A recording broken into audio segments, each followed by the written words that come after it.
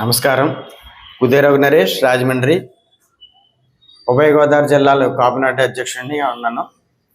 మరి ఈరోజు అంశం ఏంటంటే, మన చారిత్రాత్మక రాజమండ్రి నగరంలో పోలీసు వారు తీసుకున్న అడుగు చాలా మంచి పరిణామాలకు దారితీసే విధంగా తీసుకున్నారు.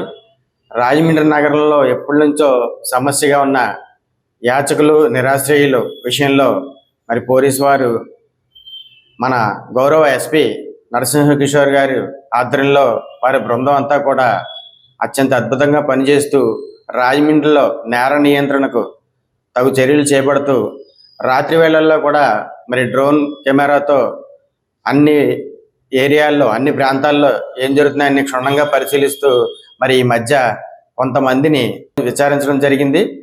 ఆ విధంగా చేయడం వలన ఈ ఎవరైతే యాచకులు ఉన్నారో ఇంచుమించుగా వేల సంఖ్యలో ఉన్నారు, ఇన్ని వేలని చెప్పలేం కానీ వేల సంఖ్యలో ఉన్నారు.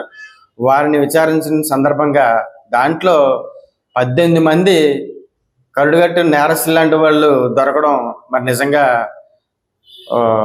మనందరికీ ఎంతో ఆందోళన గురి చేసే విషయం ఇది. పోలీసు వారు ఎంతో నిబద్ధతతో పనిచేయడం వలన ఈ రకంగా మరి వారిని గుర్తించి ఆ 18 మందిని కూడా నియంత్రించడం జరిగింది. దీనివల్ల రాజమండ్రి శాంతి భద్రతలు ఎంతో అదుపులోకి వచ్చే పరిస్థితి ఉందనడంలో ఎటువంటి సందేహం లేదు.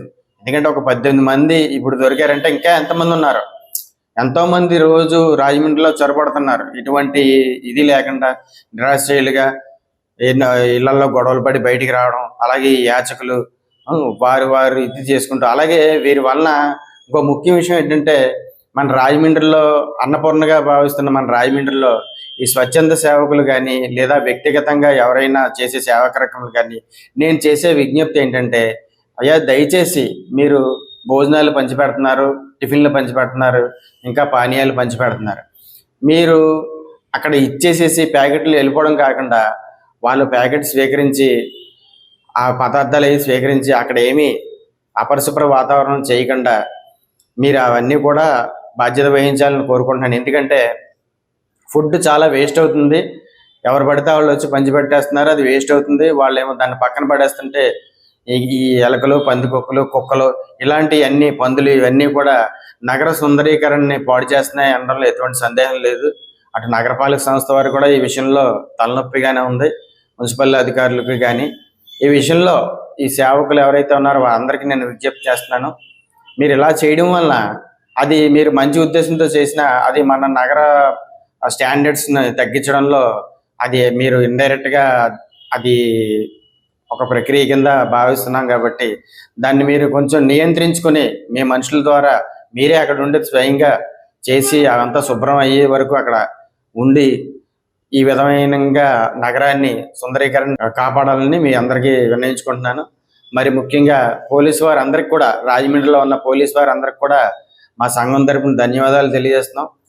ఇక మీదట ఏ విధమైన మా సంఘం తరపున ఏ విధమైన సహకారం కావాలన్నా మేము పోలీసు వారికి సహాయకారంగా ఉంటామని చెప్పి తెలియజేసుకుంటూ, ఈ సందర్భంగా పోలీసు వారికి ముఖ్యంగా చేసే విజ్ఞప్తి ఏంటంటే, ఈ కార్యక్రమాన్ని సదుద్దేశంతో ప్రారంభించారు, లా అండ్ ఆర్డర్ని అదుపు చేసే ఉద్దేశంతో. దీన్ని త్వరితగతిన పూర్తి చేసి ఈ ఎవరైతే ఉన్నారో నిరాశ్రయులు, యాచకులు వీళ్ళందరినీ కూడా పూర్తిగా నిర్మూలించి రాజమండ్రిలో శాంతి భద్రతలను కాపాడాలని, మరి రానున్న రోజుల్లో జరిగే పుష్కరాలకి వచ్చే యాత్రికులకు ఎటువంటి అసౌకర్యం లేకుండా చూడాలని చెప్పి కోరుకుంటూ సెలవు తీసుకుంటున్నాను.